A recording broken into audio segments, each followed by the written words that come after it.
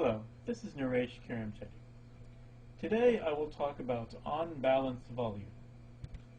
On-balance volume attempts to measure the level of accumulation or distribution by comparing volume to price movements. Volume is added to the indicator if closing price moves up and subtracted if closing price moves down.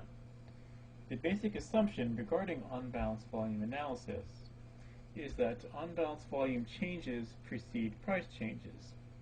The theory is that smart money can be seen flowing into the security by a rising OBV.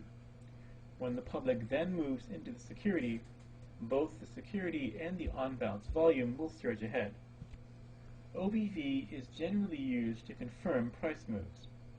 The idea is that volume is higher on days where the price move is in the dominant direction. For example, in a strong uptrend, more volume on up days than down days. Volume provides important secondary confirmation of the price action on the chart and often gives advance warning of an impending shift in trend. As a rule, heavier volume, marked by larger vertical bars at the bottom of the chart, should be present in the direction of the prevailing price trend. During an uptrend, heavier volume should be seen during rallies, with lighter volume, smaller volume bars, during downside corrections. In downtrends, the heavier volume should occur on price shifts. Bear market bounces should take place on a lighter volume. In a ranging market, rising OBV warns of an upward breakout, while falling OBV warns of a downward breakout. However, in a trending market, bullish divergence between on-balance volume and price warns of market bottoms, while bearish divergence between on-balance volume and price warns of market tops.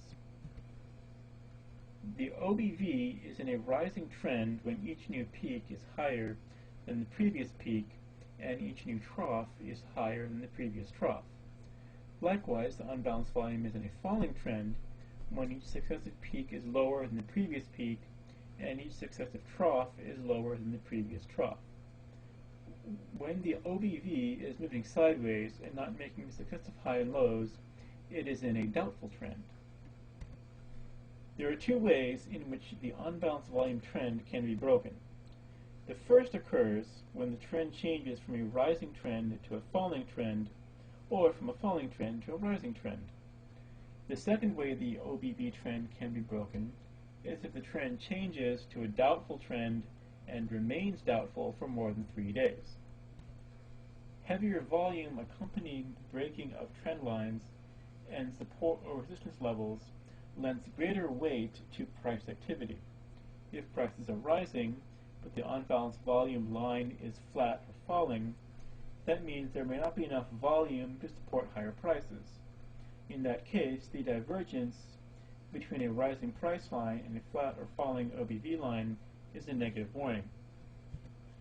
During periods of sideways price movement, when the market trend is in doubt, the OBV line will sometimes break out first and give an early hint of future price direction.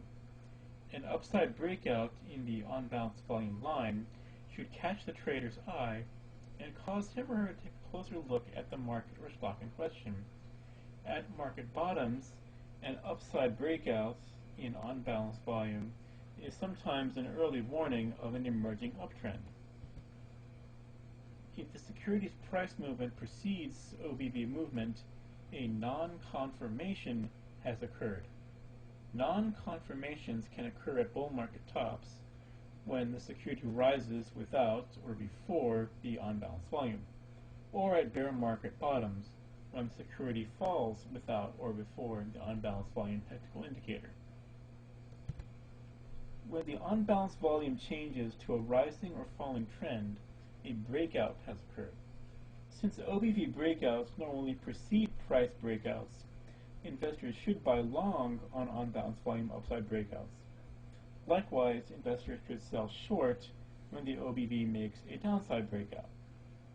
Now you have an understanding of on-balance volume and its applications. Till next time, good investing.